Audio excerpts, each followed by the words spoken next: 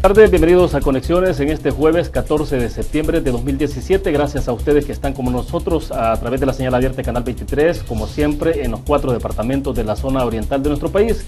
También a quienes nos sintonizan a través de los de Tigo y Claro a nivel nacional. Nos ubica usted en las plataformas digitales también, en el fanpage TVO Canal 23, también en la cuenta de Twitter, en la plataforma de Periscope, y la otra opción que tiene también es descargar la aplicación TVO Canal 23 desde su smartphone y entonces nos acompaña en cualquier país en el mundo. Vamos a tener habilitados otros números. Si ustedes desean participar, pueden hacer uso de ellos. 2263-0023, 2264-9179 para que nos den su comentario o la pregunta para nuestro invitado de esta tarde. Antes de presentárselo, quiero mostrarles a ustedes un poco sobre las temáticas que estaremos conversando esta tarde acá en nuestros estudios en San Salvador. Lo vamos a mostrar en el full pantalla que tenemos. Policías ligados a grupo de exterminio quedan en libertad. Esto tiene que ver con una investigación que hizo la revista Factum el pasado 22 de agosto, que fue publicada la investigación, el detalle de lo que se publicaba en ese momento entonces sobre la investigación que determinaba que agentes de las fuerzas especiales participaron en 3 homicidios, 2 agresiones sexuales y al menos una extorsión. El Instituto de Derechos Humanos de la UCA, que decía el 1 de septiembre que iba a hacer una denuncia de ejecuciones extrajudiciales ante la Comisión Interamericana de Derechos Humanos, una acción que desde luego se hizo de parte de IDUCA. Este es un poco siempre el detalle de la publicación que hacía la revista Factum en su momento. Algunas declaraciones, este es un destacado de un titular del año pasado, pero que tiene que ver sobre la situación de Triángulo Norte. Se decía en ese momento, el Triángulo Norte, donde el Estado y los medios dejan a los periodistas en la línea de fuego. Y esto justamente ocurre, lo que tienen ustedes en pantalla, algunos tweets que aparecieron en las redes sociales, en el Twitter desde luego que la revista Factum hiciera pública la investigación sobre escuadrones de la muerte o grupos de exterminio, como se le puede llamar, dentro de la Policía Nacional Civil. La cuenta de Defensores Azules que decía, los tengo que ver como Cristian Poveda, muertos en manos de sus protegidos, desde luego tiene que ver digamos, con una cantidad de situaciones o amenazas que se fueron generando y ese clima de tensión que se provocó también alrededor posterior a la investigación. El diario El Mundo retomaba, por ejemplo, cuentas ligadas a policías decían, amenazan a periodistas de revista Factum y El Faro en redes sociales. Defensores Azules, esta es una de las cuentas. Aquí había algunas respuestas o retweets que se daban sobre esos temas. Por ejemplo, decía este tweet, hay algo que no me cuadra, hace poco asesinaron a una periodista y sus colegas se solidarizan con mareros, así de triste ese gremio. Luego, esta es la situación también mucho más delicada porque se hacía referencia directamente en este banner al grupo que apoya a las pandillas y se mostraba ahí, iniciaban desde Paolo Lurs, pasaban por el caso de José Luis Sanz, director de El Faro, luego el Padre Toño, y así en esa escala pues se colocaban a todas las personas que han estado de alguna forma vinculadas a investigaciones que tienen que ver con las pandillas y el accionar de la Policía Nacional Civil. Desde luego ahí estaba Héctor Silva y luego lo identificaban como dueño de la revista Factum, es el director de la revista Factum y así sucesivamente.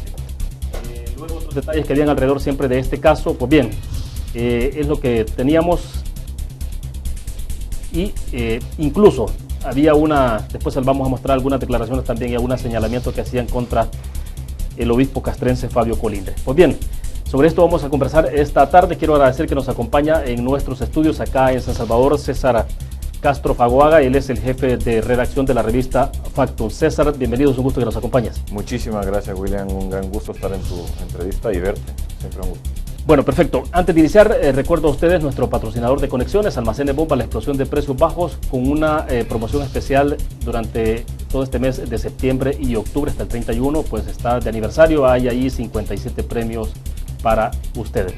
Dicho esto, y para comenzar un poco en el detalle, César, el 22 de agosto, digamos, es como el punto de inflexión que se marca alrededor de la situación que se ha generado de amenazas, algunas públicas, otras quizás no tan públicas. Tú me dirás más adelante a medida avancemos en la entrevista, pero el 22 de agosto ustedes publican entonces un reportaje que tiene que ver con la identificación de grupos de exterminio o escuadrones de la muerte al interior de la Policía Nacional Civil. Las amenazas desde luego aparecen un poco después.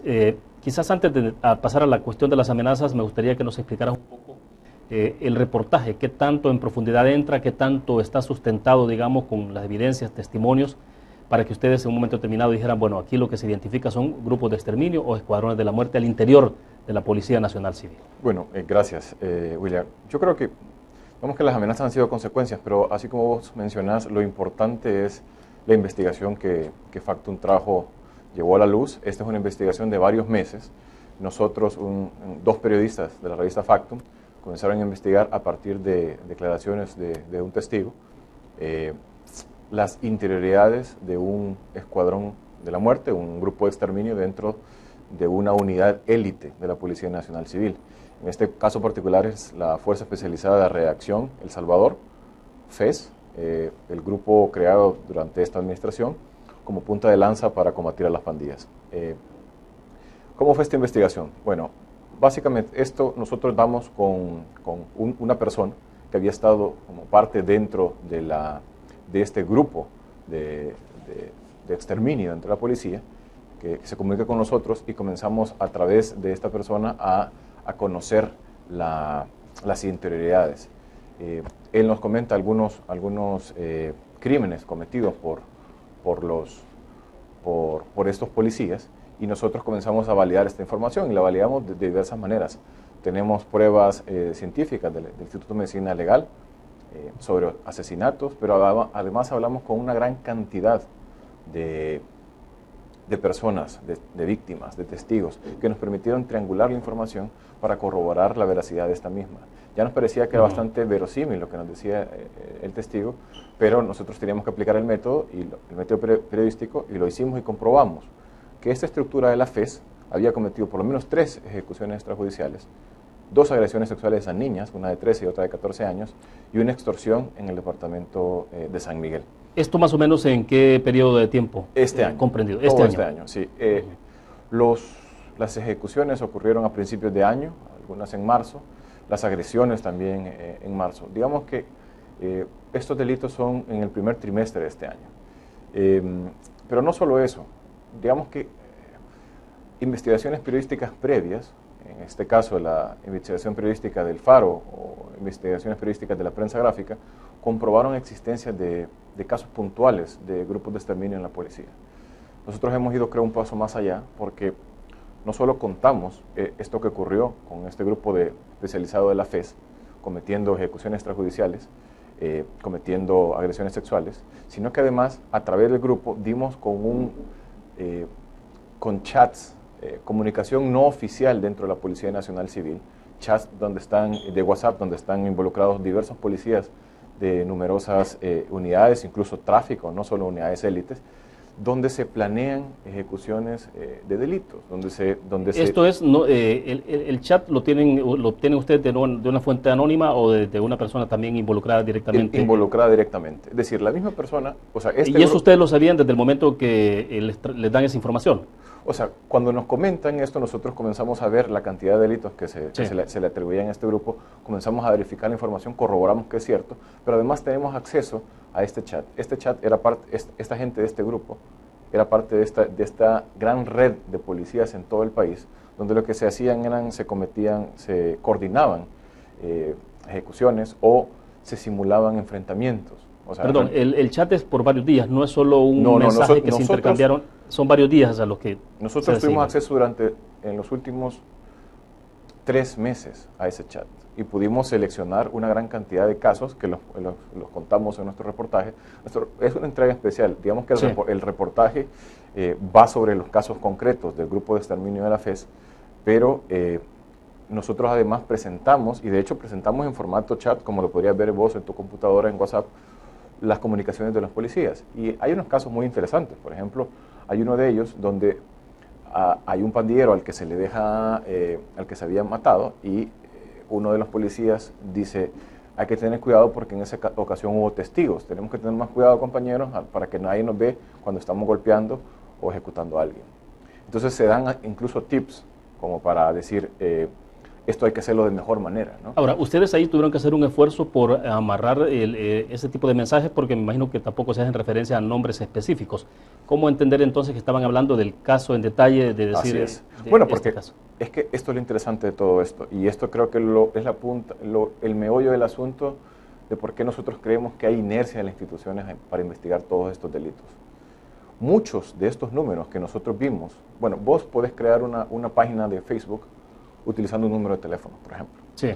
muchos de estos números que vimos en los chats de WhatsApp, donde están involucrados policías o civiles ligados a los policías, se usaron para crear páginas en Facebook que son muy populares, páginas en Facebook donde a diario se suben fotografías de pandilleros asesinados. Entonces, y ese es un dato interesante, ¿no? Porque, por ejemplo, uno lo que observa en redes sociales, Twitter, Facebook, por ejemplo, que es lo inmediato, no, digo, los periodistas podemos tener acceso a ciertas imágenes en tanto hay un nivel de exclusividad porque hay prontitud en la cobertura de un hecho específico, así es. Pero no necesariamente se tienen sobre algunos hechos y sobre la intimidad de esos hechos. Entonces, uno, lo que sí está claro, por ejemplo, cuando uno ve algunas imágenes es que quien tiene acceso a esas imágenes es porque tiene acceso a la interioridad del cuerpo policial. Tiene un acceso privilegiado. Privilegiado.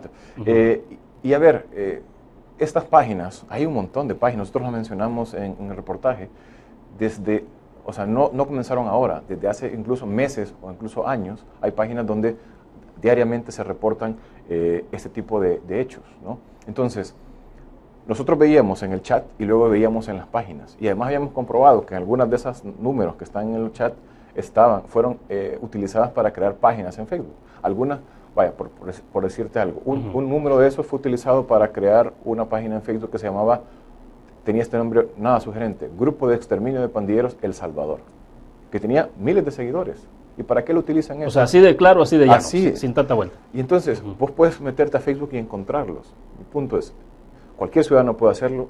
Nos parece increíble que las instituciones de seguridad, la policía, la fiscalía, no los esté investigando, porque evidentemente es apología al delito. No los están investigando. O sea, no habían hecho nada antes. Hasta el 22 que se publica la información, a estas alturas ustedes no saben si... No, a ver, no, aclaro, porque me refiero a que no, me parece increíble que antes de eso no hayan hecho nada. Sí, de acuerdo. No, esto, a ver, nosotros tuvimos acceso a este testigo que además ha hablado con la fiscalía. La fiscalía ha dado credibilidad a este testigo y de hecho la investigación que tienen ellos es más larga que la nuestra y aún así nosotros no hemos visto que la fiscalía ha hecho nada de momento, ¿no? Entonces preocupa, por eso te digo, es ver esta inercia de las instituciones, porque no vemos, incluso antes de la publicación, no vemos que haya una reacción. Si a diario estas páginas en Facebook, estas cuentas en Twitter dan cuenta de estos supuestos enfrentamientos, que a la luz de lo que se mira de las pruebas, es bastante certero que no son enfrentamientos, sino que son ejecuciones. Entonces nos parecía bastante inaudito que nadie estuviera poniendo el dedo sobre la llaga ahí. Nosotros dimos con este caso, lo certificamos y ahora podemos decir, una de las principales líneas de investigación o los hallazgos es que hay una lógica de normalización de las ejecuciones extrajudiciales dentro de la policía. Por eso que te digo, nosotros comprobamos hechos puntuales a un grupo, pero además abrimos una puerta que antes no se había visto. Estuvimos en un chat donde policías narraban y contaban sus crímenes. Entonces podemos saber que no es un grupo de policías. Eso es lo preocupante de esto. Nosotros no estamos diciendo, William, que sea toda la policía, y eso lo aclaramos. Pero estamos diciendo que cada vez hay más policías que creen que la verdadera solución para este problema que tiene El Salvador es tomarse la justicia por sus manos. Ahora bien, aquí hay cosas, desde luego, que pueden ser subjetivas, pero uno piensa, bueno, cuando hay algunas declaraciones de funcionarios que hacen referencia a, quizás si nos vamos un año atrás o de un año hacia acá, que escuchamos declaraciones del vicepresidente, de otros más, en donde habían unas declaraciones que cualquiera decía, bueno, ¿qué es lo que está pasando allá? Se están dejando o se está dando luz verde a ciertos comportamientos dentro de la policía, ¿o qué ocurre? A lo que quiero llegar es lo siguiente, César, y consultarte. Si de alguna forma crees tú, por ejemplo, que eso podría haber estado o ha generado una especie de estímulos al interior de la Policía Nacional Civil como para que algunos se sientan entonces con vía libre para tomar algunas acciones, o hasta qué punto se puede terminar por algunos, porque cualquiera te puede decir, bueno, que son algunos hechos aislados, son 4, 5, 6, lo que sea, pero son hechos aislados, no es una política institucional. Entonces, ¿cómo se puede apreciar eso? Mira, nosotros no pudimos llegar hasta el grado de decir que es una política institucional, no lo hemos comprobado. Ahora, hay hechos que llaman mucho la atención. Por ejemplo, cuando se presentó la FES, cuando se habló la primera idea de la FES, Hatos Boom, que en paz descanse, dijo que se estaba creando un escuadrón, un batallón de limpieza. Esas fueron sus palabras, no sé si te recordás. Sí, recuerdo, exactamente. Batallón de limpieza. Es correcto. Después se desdijo, ¿no? Se desdijo, pero digamos que ahí estaba el germen de lo que estaban haciendo. Vemos declaraciones del ministro de Seguridad, vemos declaraciones del tenemos que decir que venimos de un contexto muy delicado, un contexto donde... Perdón, César, te voy a interrumpir porque me indican de que tenemos que hacer una pausa comercial obligada. Vamos a una pequeña pausa, regresamos con más.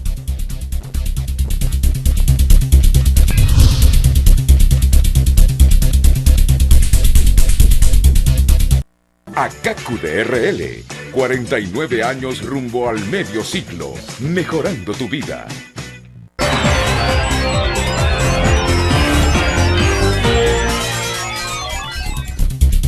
Es un gusto que siga con nosotros. Recuerdo a ustedes de nuestro patrocinador de conexiones también de ACACU DRL, que cuenta con 6 agencias en la zona oriental, particularmente en nuestro país, en San Miguel, Santa Rosa de Lima, Usulután, San Francisco Botero y La Unión, donde hay 2 agencias, ACACU Centro y Oficina Principal.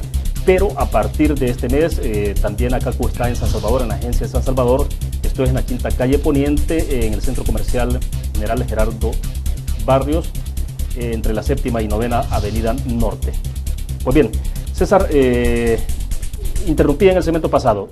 Estábamos hablando entonces un poco sobre la cuestión de los mensajes que se envían, hasta qué punto eso puede generar alguna especie de estímulos o hacer que se inclinen hacia ciertas acciones al interior de la Policía Nacional Civil. Y decíamos entonces el caso de declaración de algunos funcionarios. Tú recordabas cuando el entonces, ahora fallecido Hato Asbun decía en su momento determinado, habló de el término de limpieza, y después obviamente rectificó, dijo que no quería decir en ningún momento que se hacía referencia a escuadrones o mucho menos. Sí. Pero volvamos a ese punto. Bueno, nosotros yo creo que todo el mundo ha visto como una lógica después del fin de la tregua entre pandillas y el gobierno del expresidente Funes, a la policía, durante la tregua, y esto creo que es un contexto muy importante para recordarlo, durante la tregua los policías estuvieron de alguna forma con las manos atadas. Muchos policías, y eso nosotros pudimos hablar con bastantes de ellos, se sentían incluso desmoralizados porque antes les tocaba combatir pandilleros y luego les tocaba andarlos cuidando en muchas ocasiones. ¿Qué pasa? Termina la tregua, a la policía se le da la nueva orden que entonces van a ir con todo contra las pandillas, entramos en la lógica de las medidas extraordinarias, y entonces es como que si les quitaran las ataduras, ¿no? Y además se les dio herramientas legales. Las reformas que se hicieron en la Asamblea Legislativa para permitir a los policías tener bajas consecuencias legales si asesinaban en su supuesto cumplimiento del deber, iban encaminadas también con el nivel de declaraciones bélicas que se hacían desde las altas esferas del Estado en materia de seguridad. Entonces sí que había una estimulación. Lo que tampoco, o yo creo que a la gente se le olvida, no solo la tregua, sino que además que hubo miembros de este gobierno, miembros del partido de FMLN, que además también negociaron con las pandillas. Y eso también es importante. ¿Por qué? Porque esa negociación permitió fortalecer a las pandillas y permitió fortalecerlo como hizo también la tregua. Y estas cosas, al fortalecerlas, terminan también en ataques contra la institución, con la institución policial. Y eso, digamos que se les olvida. Entonces, cuando nosotros publicamos esto, a la gente dice, no, el problema son los medios que publican cuando la policía se le va la mano, cuando no ven todo lo anterior, que es que se creó un caldo de cultivo para que la policía comenzara a ejecutar sistemáticamente pandilleros. Ahora, y en el marco de todo esto, finalmente, de alguna forma la policía recibiendo señales encontradas, en un momento, entonces tú lo dices, en un momento determinado, tregua y hasta provocando que se les cuide, y en otro momento entonces, ahora sí, con mayor represión. O sea, pero eso es un poco complicado al interior de señales también que se pueden mandar a un cuerpo de seguridad. Así es, y la policía es una institución relativamente joven, acaba de cumplir 25 años, estaba llamada a ser una institución modelo cuando se creó después de los acuerdos de paz, y luego se enfrenta con esta cantidad de carencias. Hay muchos policías que ni siquiera tienen botas nuevas, a algunos les toca comprar sus propias municiones. Hubo unos casos que nosotros publicamos en Factum de policías que se sentían tan atemorizados, porque claro, los policías no vas a creer que viven en colonias, al menos no los del nivel básico, no viven en colonias cerradas, no. El problema es que la policía vive también en comunidades controladas por las pandillas. Nosotros publicamos historias de policías que se querían ir del país por eso. Entonces tenés una policía bastante cargada a que por un lado le mandás estos mensajes contradictorios diciéndoles por un lado, dejen de perseguirlos, y por otro lado, váyanse con todo. Y tienen permiso casi para matar. Sí. Eso fueron esas reformas. Entonces, yo me llamó mucho la atención las declaraciones que dieron ayer o antier, no recuerdo, los policías acusados por el caso San Blas. No sé si tuviste la oportunidad. Sí. Yo vi una nota publicada hoy o ayer en El Faro, donde decían, nosotros seguíamos órdenes. Y es que esa es la cuestión. Hay una política de seguridad. El plan El Salvador Seguro dice una cosa. Es un plan maravilloso para un país que probablemente es Suiza, no este. Pero por otro lado tenés las medidas extraordinarias, que es vamos con todo, vamos y no importan las consecuencias. Y esto es diferente totalmente al plan. Totalmente, claro que sí, totalmente, porque esto no encaja con las medidas extraordinarias. O sea, esta medida extraordinaria es un, ¿cómo te diría? Es un superlativo del mano dura que hemos tenido antes. Este gobierno ha ido mucho más allá de lo que fueron antes Antonio Saca y Francisco Flores. Y lo que pasa es que la gente se le olvida lo otro, se le olvida Sí. que antes de eso, los mismos políticos que ahora están asusando a los policías y diciéndole que son unos héroes por combatir a las pandillas de la forma que lo están combatiendo, negociaron con las pandillas. Ahora bien, ustedes como periodistas, como revista, no es que, digo, porque ya vamos a entrar un poco a esta parte de las amenazas, pero cuando aparecen las amenazas, siempre lo que ocurre habitualmente es el ataque hacia el mensajero, ¿no? Pero ustedes en ningún momento estaban como intentando desproteger a la Policía Nacional Civil o dándole fortaleza a las pandillas, porque bueno, esas son las lecturas como digamos bastante retorcidas que uno ve, como en un intento también por delegitimar el esfuerzo periodístico en este caso. No, y nosotros, bueno, entendemos que haya ese tipo de reacciones por dos razones. Primero, porque hay mucha frustración de la ciudadanía. La ciudadanía se siente desprotegida y se siente en muchos casos abandonado al ver que las pandillas en algunos casos representan al Estado y son los que gobiernan. Pero por otro lado vemos actuaciones malintencionadas desde el Estado queriendo desprestigiarnos por lo que nosotros hacemos. Nuestra posición editorial es clara. Nosotros consideramos a las pandillas como entes criminales. Y nosotros en nuestras publicaciones, y cualquiera que tenga acceso a Internet lo puede ver, nosotros somos la revista que creo que más ha hecho hincapié en las consecuencias de la violencia de las pandillas, en el caso concreto de los desplazamientos internos por violencia. Nosotros hemos contado en varios reportajes, incluso los mismos periodistas Sí. que están haciendo eso, los efectos que causa la violencia pandillera en la ciudadanía. Ahora, como también reconocemos eso, porque para nosotros es importantísimo el Estado de Derecho, por eso mismo no podemos permitir que una institución como la policía, que es parte del Estado, se salga del imperio de la ley. No podemos hacerlo. Entonces, si nosotros hacemos este tipo de publicación es porque nos importa la policía, porque queremos que la policía funcione bien. Y esto como te lo estoy diciendo a vos, se lo dije en su momento a las autoridades policiales después de la publicación. Me reuní con ellas y les dije exactamente lo mismo. Esta publicación lo que busca es sanear a la policía, pero no se ha entendido así.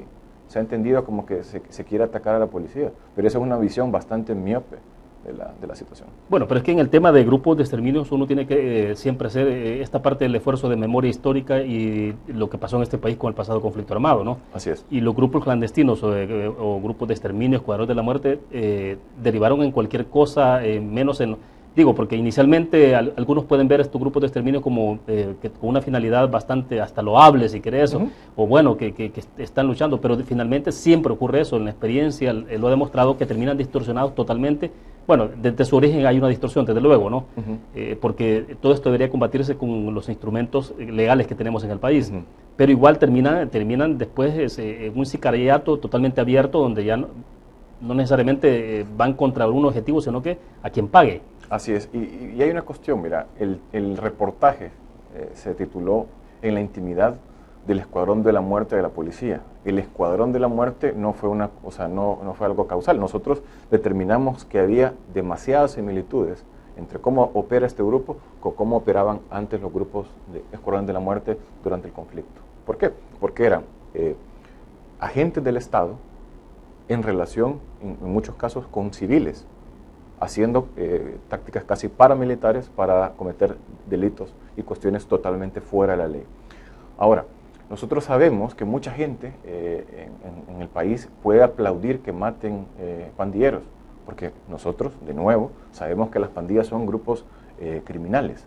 Y claro, han sometido a la sociedad a una gran asfixia, ¿no? Así es. El asesinato, la extorsión y demás. Y eso no lo vamos a decir nunca. Es importante decirlo todas las veces. Son criminales y hay que aplicarles la ley. A ver, y nosotros creo que podemos entender que la gente aplauda eso, porque la gente se siente desesperanzada. Ahora, yo no sé cuál es la reacción de la gente cuando se entera que este grupo de exterminio de la policía no solo ejecuta pandilleros, sino que agrede sexualmente a niñas que no tienen nada que ver con pandillas. Y ese mismo grupo comete extorsión, homicidio, extorsión y agresiones. Los tres principales delitos que también las pandillas cometen. Los tres principales delitos que supuestamente la policía debería combatir. Interesante, porque entonces terminan identificados prácticamente en lo que hace una pandilla. Exactamente. Entonces, yo no veo cómo alguien pueda defender esto. ¿Cómo puede defender a alguien a este grupo de exterminio si hace exactamente lo mismo que hace una pandilla? ¿Cómo un ciudadano decente, esos que tienen esas calcomanías del Rosario o la iglesia evangélica, pueden estar contentos porque maten a un pandillero, pero que también hagan agresiones sexuales? ¿Dónde se pone el límite de la impunidad? ¿Cuándo sí y cuándo no? ¿Quién? Y entonces caemos en lo que vos decías antes. Hay un abanico de posibilidades. Y entonces este grupo ya no solo ejecuta pandilleros, sino que comete otros ilícitos. Extorsiona a la gente que no tiene nada que ver y agrede sexualmente a la niña. ¿Por qué? Porque la impunidad es una cuestión que no tiene una frontera. Si vos das rienda suelta a la impunidad, es un cáncer que te contagia todo. Ahora, lo que tengo proyectado en pantalla, César, es una conferencia de prensa que dio en su momento Manuel Escalante, el asesor e investigador del Instituto de Derechos Humanos de la UCA, y también el padre José María Tojera, que es el director del IDUCA, y Arnau Baulenas, que es el coordinador del equipo de procesos judiciales del IDUCA. Y en ese momento, esto fue el 1 de septiembre, en ese momento lo que estaban haciendo era anunciando que iban a hacer precisamente una denuncia sobre las ejecuciones extrajudiciales ante la Comisión Interamericana de Derechos Humanos. Esto ha ocurrido y todo. Es decir, ustedes han hecho una investigación periodística, pero aquí hay otras instituciones que gozan de mucha credibilidad también involucradas en la investigación. Así es. Es que esa es la cuestión, William. Nosotros, a ver, el periodismo debe ser un reflejo de la sociedad, ¿no? Nosotros, y muchas veces ese reflejo incomoda. Nosotros lo que estamos haciendo es presentando a la sociedad una realidad bastante oscura y sórdida de la institución que está llamada a protegerla, ¿no? Y por eso es que ha calado tan fuerte. Pero nosotros los indicios de que muchos de los agentes policiales estaban vinculados en grupos de exterminio, los teníamos desde antes. O sea, nosotros no hemos sido los primeros que hemos dicho esto. Quizás hemos ido un poco más allá, ¿no? Con esta investigación. Pero investigaciones periodísticas previas ya lo decían. En instituciones con bastante prestigio como la UCA, como el IDUCA, lo están diciendo. Lo que pasa es que al ver esta publicación que es tan contundente, creo yo, hay como una despertar, decir, miren, no puede ser, hay que hacer algo. Instituciones como el IDUCA, como el Servicio Social Pasionista, hoy Cristosal y una conferencia también, sí, exacto, va en ese sentido. Tanto así, esta audiencia ante la Comisión Interamericana de Derechos Humanos es previa la convocatoria a nuestra publicación y no tiene nada que ver. Pero digamos que va en el sentido de las cosas están saliendo de control.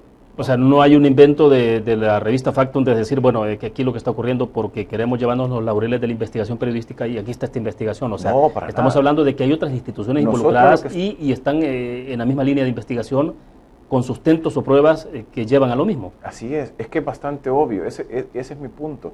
Era bastante obvio antes y lo sigue siendo y lo va a seguir siendo. Parece que los únicos que no parece ser obvio es para las instituciones como la Fiscalía o la Policía, que no dan investigaciones contundentes, no dan resultados eficaces. Esto estaba a la luz. Yo creo que bastantes medios ya habían hecho trabajos serios demostrando que había una realidad podrida en la institución policial. Instituciones de derechos humanos a diario reciben denuncias. La PDH, que es parte del Estado, no como el IDUCA, que digamos que es una de la sociedad civil, tiene casos. Y eso lo ha dicho el ex procurador Morales y ahora la procuradora Raquel. Entonces, no es un invento nuestro. Bueno, hay un caso que llamó la atención muchísimo y que tiene que ver en el tema de procedimientos internos en la policía y el caso del joven alemán. Obviamente no estamos hablando de grupos de exterminio en este caso, sino de procedimientos. Así es. Que ese es distinto, pero lleva también al tema de cómo se pueden cometer abusos desde una institución. Y no solo eso, sino que además cómo se está criminalizando a la juventud, William. Ahora vemos que, claro, en comunidades controladas por las pandillas, en muchas ocasiones se está pensando que todos los jóvenes son pandilleros. Y eso no es así. es una gran injusticia contra la juventud. Hay un montón de pandilleros que son jóvenes, desde luego, pero no todos son. No podemos creernos que estamos tan mal, no. O sea, es decir, y la policía en muchos casos, en el caso de Daniel lo comprueba, pero criminalizó por el hecho de ser joven y le implantaron, se demostró, le implantaron droga. Él nunca la tenía. Que eso es gravísimo, ¿no? Porque la implantación, ocurrió en aquellos años más oscuros de este país. Es gravísimo. Entonces, con lo de la audiencia, es bien importante porque, no sé si tuviste la oportunidad de ver esa audiencia fue muy, muy importante porque tanto la gente del IDUCA como la gente del Servicio Social Pasionista dieron datos oficiales, o sea, no se los sacaron de la manga, son datos oficiales que no pudieron ser rebatidos por el representante del Estado, que era el viceministro de Seguridad, Raúl López. Raúl López solamente se limitó a decir, no hay política estatal de exterminio, ni mucho menos, pero no tuvo cómo contradecir esa información. Ahora, ¿cómo es que se emprende con tanta virulencia entonces sobre la revista Factum, pero tampoco está ocurriendo? Es decir, no estoy diciendo que se debe de hacer, sino mucho menos, sino que cómo es que se emprende contra a ustedes como periodistas, como revista Factum, y no necesariamente se dice algo de las demás instituciones que están en investigación.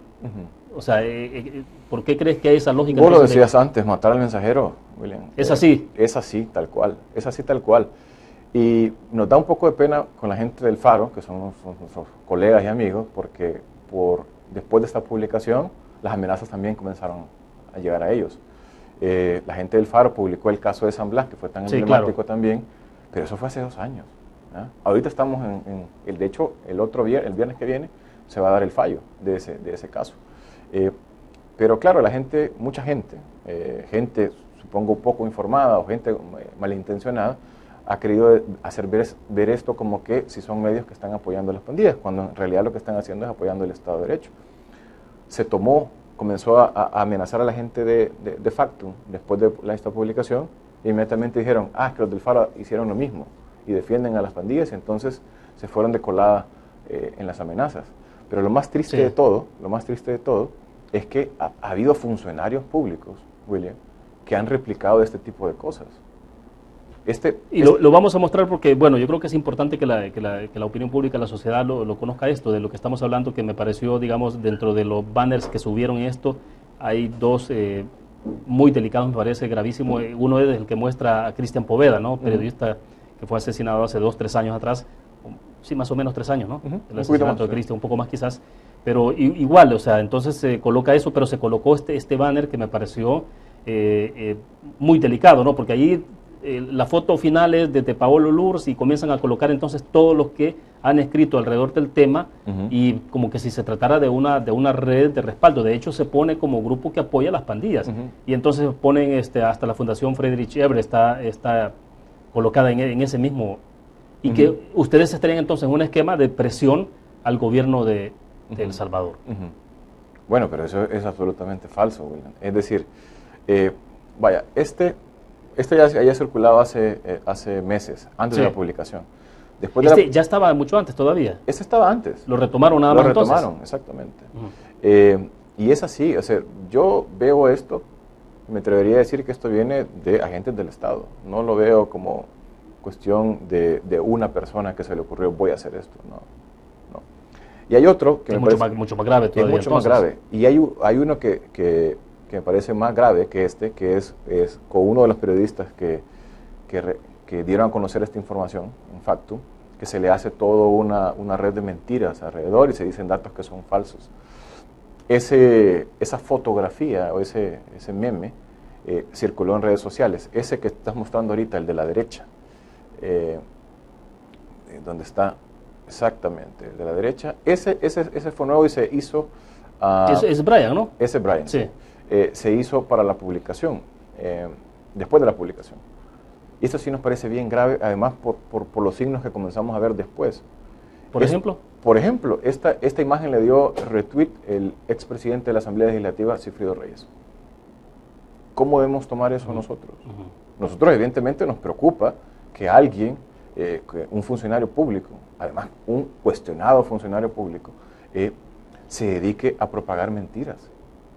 ¿Sabes? Es gravísimo. Y además vemos este tipo de respuestas y además vemos la respuesta desafortunada, por decirlo menos, de parte del vicepresidente Ortiz, que dijo que había que tocar madera para esperar que no nos ocurriera nada, para entender que desde el Estado no va a haber una respuesta real para buscar que estas cuestiones finalicen, o para hacer investigaciones de dónde vienen las amenazas, o para hacer investigaciones serias contra la policía. César, y una vez que esto se hace público, que comienza, digamos, de alguna forma, en términos mediáticos, a través de redes sociales, este tipo de acusaciones, señalamientos, que evidentemente son graves, ¿esto ha trascendido a otro tipo de acciones o se ha materializado en algo más? Bueno, nosotros, lo contamos públicamente en uno de nuestros editoriales.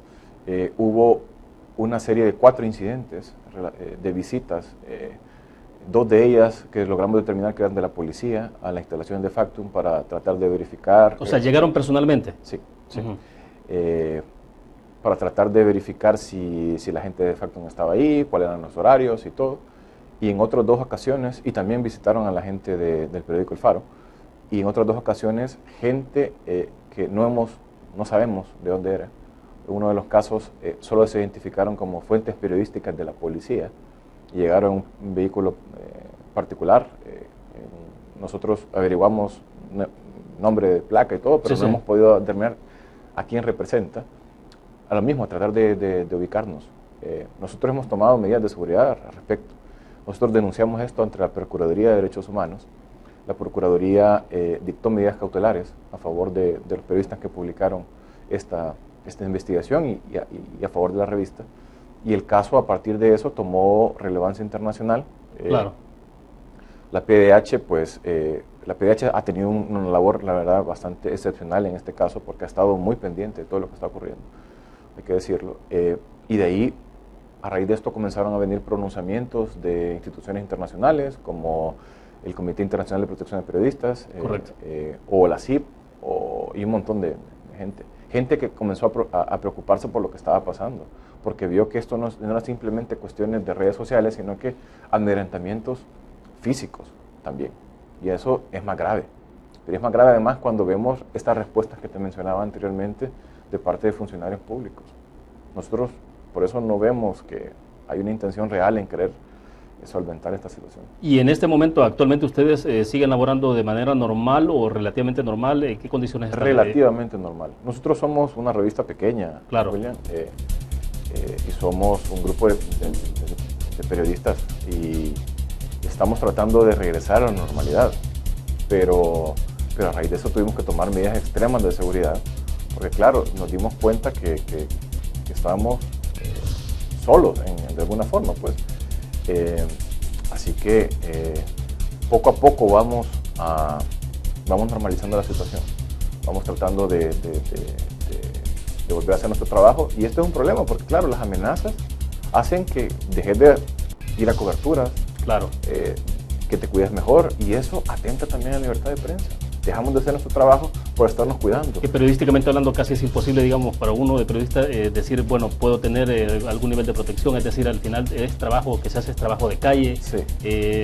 Nadie pretende andar con un dos seguridad. Y eso es una cosa importante que lo mencioné, porque las medidas cautelares obligaban a la policía, le pedían al director de la policía, la procuradora, que garantizara nuestra seguridad. A raíz de eso nos llamaron de la policía. Yo recibí una llamada del director Jaguar Coto, y luego me reuní con el subdirector de áreas especializadas, el comisionado Arreza Chicas. Y entonces efectivamente lo que se nos ofreció fue protección policial, ¿no? Entonces nosotros dijimos que no, que muchas gracias, por 2 razones. Primero, porque nos parecía que estábamos denunciando a la policía y había o sea, no confiábamos en la institución. Sí. Dada la respuesta del más alto nivel y dadas los incidentes, no confiábamos. ¿Lo hicieron saber ustedes eso? Yo se los dije a ellos, por un lado. Y 2, porque es eso, nosotros, ¿qué garantías tenés con 2 personas que te anden? Y además, la población, la gente que, los verdaderos héroes que salen a trabajar todos los días en comunidades testadas por pandillas, nadie va cuidado. Nosotros no pretendíamos andar así. Lo que sí les dijimos a la policía es que queríamos su protección en tanto investigaran de forma oficiosa y legítima de dónde venían esas amenazas y los grupos de exterminio en la institución. Así nos vamos a sentir protegidos. Perfecto, nos quedamos en el punto. Cuando regresemos hablemos de un caso, bueno, en Honduras está ocurriendo de manera sistemática asesinato de periodistas. Ayer nada menos, y es una información que la retomamos ahora de una cuenta de Twitter de Televicentro, decía última hora, matan a balazos a un periodista en Omoa Cortés y hieren a una mujer que lo acompañaba. Luis Almagro, el secretario general de la Organización de Estados Americanos, OEA, decía, condenamos el asesinato del comunicador William Flores en Honduras, crimen debe esclarecerse y comunicadores protegidos. Pues bien, hablaremos entonces un poco en los últimos minutos, César, si te parece, sobre Triángulo Norte, que tiene ciertas características muy particulares, El Salvador, Honduras y Guatemala, en términos de la criminalidad y un poco de también entonces el esfuerzo periodístico, cómo debe desarrollarse en ese contexto. Vamos a una pausa, regresamos. 49 años rumbo al medio siglo, mejorando tu vida.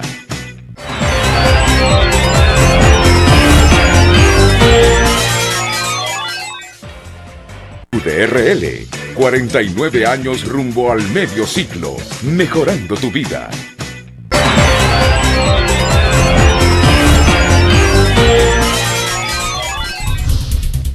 César Castro Faguaga, director, más bien jefe de redacción de la revista digital Factum, está con nosotros en nuestros estudios. Héctor Silva es el director, es correcto, ¿verdad? Es correcto. Bien, nos quedan unos 12 minutos, César, y sí me gustaría colocar en perspectiva un poco lo que está ocurriendo en El Salvador, porque no es una situación exclusiva, ¿no? México la está viviendo desde hace varios años atrás, una situación muy grave y que tiene que ver en esa relación ahí de que hay una situación complicada de crimen organizado, narcotráfico y todo esto.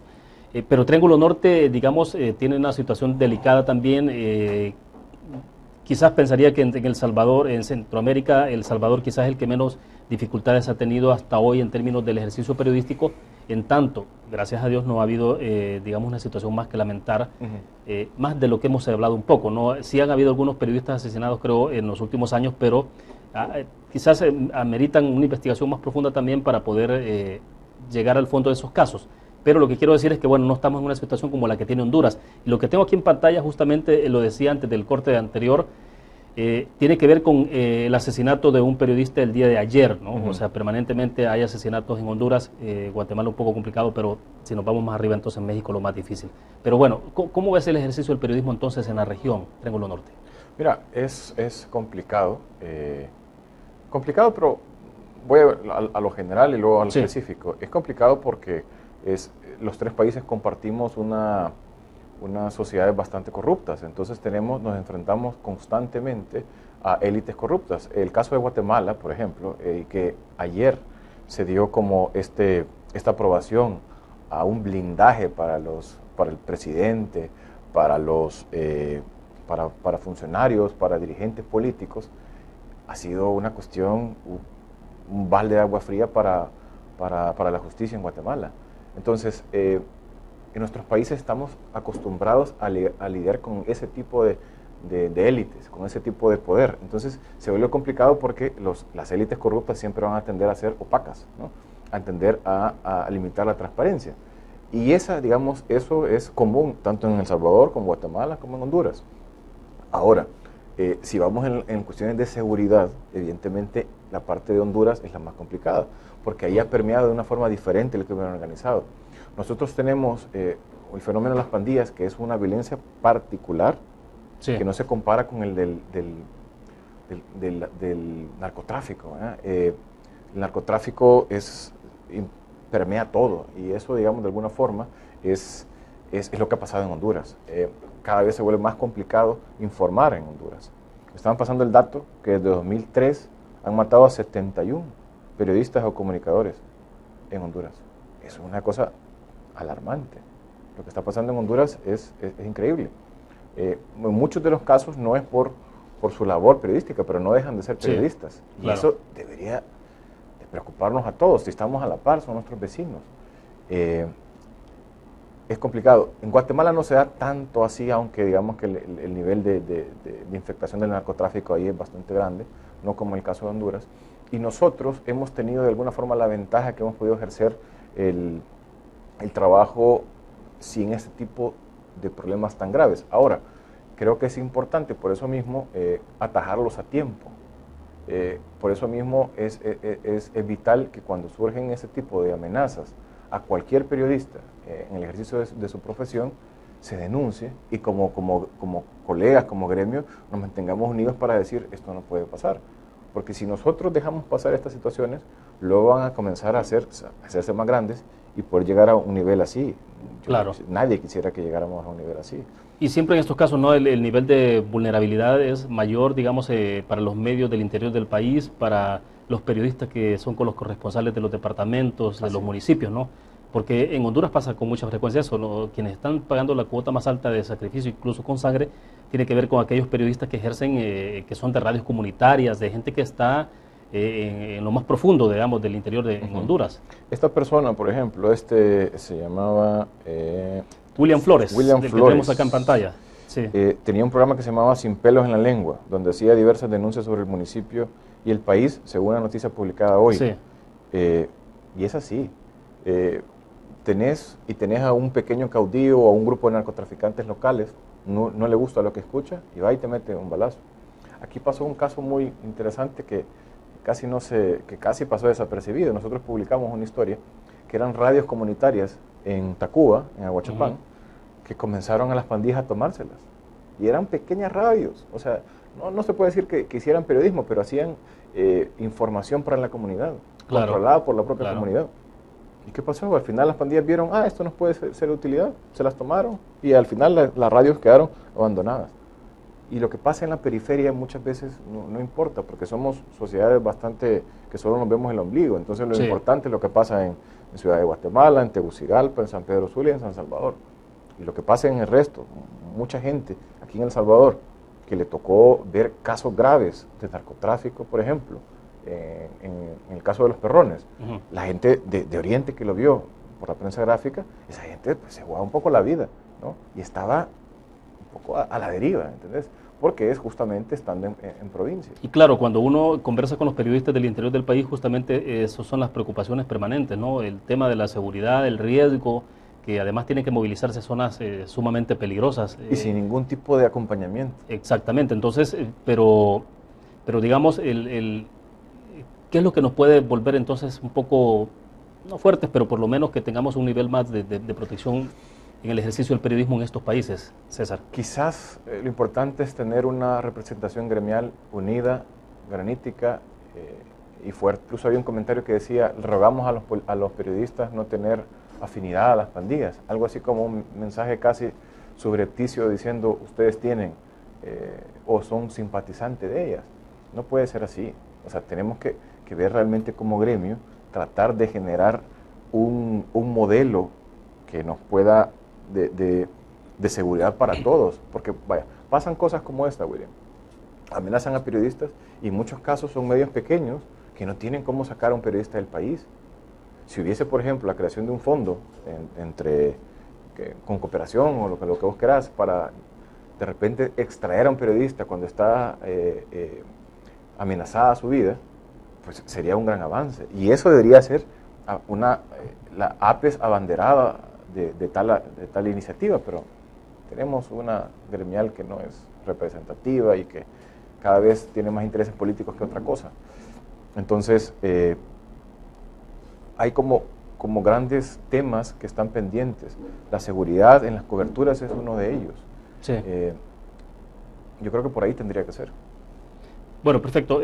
Prácticamente el tiempo creo que se nos ha agotado o nos quedan unos par de minutos nada más. Hay que trabajar mucho entonces en esta parte de organización, pero también hay que trabajar mucho con alianzas, convenios con organismos internacionales, ¿no? Sí, y además en redes de medios, William. Es decir, para que la gente sepa que si nos tocan uno, nos tocan a todos. O sea, lo que pasó o lo ha pasado en otras ocasiones es que le pasa algo a alguien y, digamos, los demás colegas se hacen los desentendidos, ¿no? Aquí tenemos que tener conciencia gremial y decir, no estamos defendiendo a un periodista o dos periodistas, estamos defendiendo, cuando defendemos a un periodista estamos defendiendo la libertad de prensa, estamos defendiendo la libertad de expresión, que son pilares esenciales de cualquier democracia. Eso es lo que tenemos que ver en el fondo. Y esencial, en lo que estamos conversando sobre este tema, justo lo que la experiencia que han tenido ustedes tiene que ver por qué tanto operan o no, qué tanto funcionan las instituciones. Y en este caso, digamos, si este país fuera un país normal, no estaríamos conversando desde luego sobre este tema, ¿no? Así es, estaríamos hablando de otras cosas, pero lo que pasa es que somos un país totalmente anormal. En ese y en otro sentido. Hace algunos minutos antes de comenzar la entrevista le escuché algunas declaraciones que han subido en Twitter en el marco, debo entender que es una campaña que hay internacional donde salía dando declaraciones Héctor Silva, ¿no? Director de la revista, y él hablaba sobre toda esta situación en el contexto de la tolerancia que puede haber a veces desde los gobiernos sobre situaciones irregulares, ¿no? Así es. Y yo te lo mencionaba al inicio, yo creo que ha habido demasiada tolerancia a irregularidades y a delitos dentro de la institución policial. No podemos creer nosotros que haya un desconocimiento de lo que está ocurriendo cuando ya la Fiscalía tenía idea de esto porque había trabajado con el testigo, cuando hay páginas en Facebook que tienen miles de seguidores donde a diario se publicitan ejecuciones. No podemos creer que de repente diga ahora la policía, ahora sí vamos a investigar. Por eso decimos que hay una inercia de las instituciones y por eso, y por las respuestas que hemos visto, no creemos que haya una intención real de querer acabar con este problema, que al final es un problema para todos los salvadoreños. Tener una policía corrupta no abona a una sociedad democrática. Ahora, ¿se puede, estamos a tiempo de detener esto? Yo esperaría que sí. Yo trato de ser optimista pese a todo. Y si nosotros publicamos esto, es porque queremos que la policía se sanee. Entonces, esperaría que sí. Todavía se puede si se ataja a tiempo. Y esto quiero decir es que si las autoridades muestran una voluntad de cambiar. Hasta ahorita no lo han hecho, pero a tiempo estamos. Y interesante sobre todo en esta parte que creo que es importante reiterarlo y es siempre el ejercicio del periodismo en una buena lid, ¿no? En una buena disposición, y los esfuerzos de investigación siempre son para corregir el rumbo de un país o corregir las irregularidades. O mostrar lo que está mal. Mostrar lo que está mal, no ocultarlo, ¿no? O sea, creo que tampoco se hace un favor a un país donde se oculta bajo la alfombra sus principales problemas. Así es. El periodismo servil, el servilismo, el solo de aplauso hacia el gobierno no tiene sentido. El periodismo debe ser un reflejo de la realidad, pero además debe ser un fiscalizador del poder público. Eso tiene que ser el periodismo. Y evidentemente no le va a gustar ni a las élites y no le va a gustar a mucha gente que trata solamente de vivir o vive solo en su burbuja. Bueno, pero si un país se precia de democrático, es imposible que entonces no pueda tener el ejercicio del periodismo libre, ¿no? O sea, no puede haber democracia, así de fácil. Así de fácil. Necesitamos que haya por eso necesitamos un periodismo fiscalizador, especialmente en países como estos, que son tan opacos y tan corruptos. Así es. Ya, solo para cerrar ahora sí, César, entonces, pero en este momento ustedes siguen trabajando con alguna normalidad. Seguimos con normalidad, seguimos solamente preocupados porque vemos cada vez una creciente creación de narrativa de intentar ver que esto es una guerra y que solo hay dos bandos, es decir, la gente o apoyas a la policía o a las pandillas, y es peligroso esto, porque no. La polarización al extremo. El extremo es peligroso, porque una última cosa, aquí solo tiene que ser un bando, es de estar a favor de la ley.